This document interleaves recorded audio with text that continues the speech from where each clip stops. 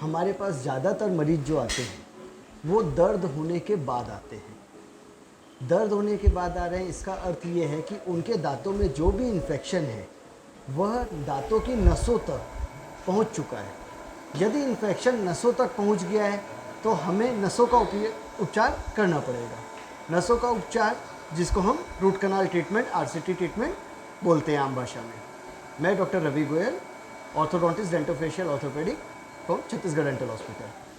आपने मेरे से जो पूछा कि ज़्यादातर केस में हम लोग रूट कनाल क्यों प्रीफर करते हैं। बेसिकली दांतों में दर्द है, इसका मतलब हमारे मुंह में जो दांत है उसके आसपास कौन कौन से स्ट्रक्चर है, एनाटॉमिकल स्ट्रक्चर है। दांत है, मसूड़े हैं, हड्डी है, उसके आसपास में मांसपेशियां हैं, कुछ नसें हैं, कुछ ब्लड वेसल है। टोटल मिला के हमारे दांतों के आसपास इर्द गिर्द इतनी प्रकार की चीज़ें हैं। ज़्यादातर केस में दांतों में सड़न के कीड़े होते हैं जिसका प्रिवलेंस रेट करीब करीब 70 से 80% तक है। अगर हम हमारे छत्तीसगढ़ की बात करें, शुरुआती तौर पे जब सड़न के कीड़े होते हैं तो दांतों के ऊपरी सतह इनेमल पोर्शन में होते हैं जिसमें मरीज को कुछ भी पता नहीं चलता सिवाय खाना फंसने के। जब भी आप किसी पर्सन से मिले जो बोल रहा है मेरे दांतों में दर्द है, तो उससे हिस्ट्री लेना, जैसे हम लोग हिस्ट्री लेते हैं कि ये दर्द कितने दिनों से है। पेशेंट आम तौर पे बोलता है कि दर्द 4 या 5 दिनों से है। फिर हम उससे पूछते हैं कि इसमें इसके पहले क्या खाना फंसता था, तो ज़्यादातर केसेस में मरीज का जवाब देता है हाँ पहले खाना फंसता था। फिर उसके बाद क्या हुआ, खाना फंसता था, आपने इग्नोर किया, हाँ मैं काड़ी से निकाल लेता था या खाने को ब्रश करके निकाल लेता था। उसके बाद उसको माइल्ड सेंसिटिविटी शुरू होती है। इसका अर्थ यह है कि सड़न के कीड़े इनेमल पोर्शन, जो हमारे दांत है वो 3 लेयर से मिलके बने होते हैं। ऊपर का जो हिस्सा है वो इनेमल का, उसके बाद में डेंटिन, और सबसे आखिरी में जो कोर होता है वो पल्प एरिया होता है। जो पल्प एरिया है उसमें हमारी ब्लड वेसल और नर्व्स रहती है। जो डेंटिन है उसमें कुछ संवेदन के नसों के तंतु जैसी चीज़ें रहती है।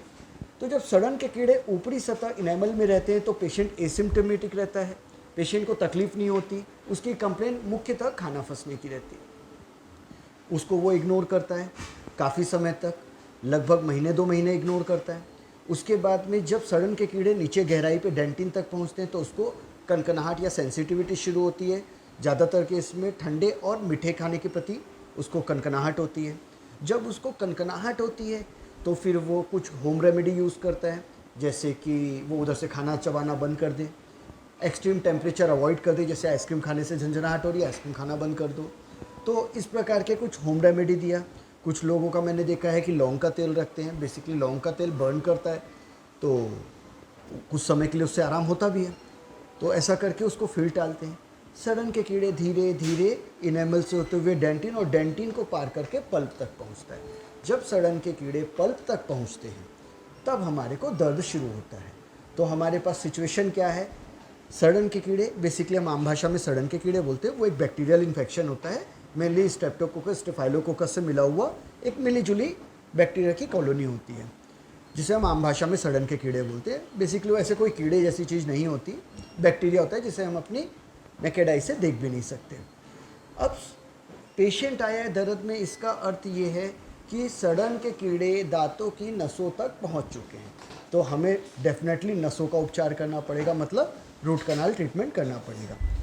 यदि कई लो ग्रेड इन्फेक्शन होते हैं जिसमें बहुत ज़्यादा दर्द नहीं रहता, पेशेंट उसको भी टालता है और धीरे धीरे वो पूरे दांतों की जड़ों तक पहुंच के दांतों की सतह को ख़त्म कर देते हैं, तब हमें दांत निकालना पड़ता है। तो ये सिचुएशन मुख्यतः हम लोग देखते हैं। इस वजह से चूँकि मरीज आने में देरी कर रहा है तो हमें पेशेंट को रूट कनाल ट्रीटमेंट या दांत निकालने के लिए एडवाइस करना पड़ रहा है। अगर वो समय पे आए तो उसे इन चीज़ों से बचाया जा सकता है। डेंटल ट्रीटमेंट बहुत आसान है यदि पेशेंट हर 6 महीने में अपनी एक डेंटल विजिट कराए।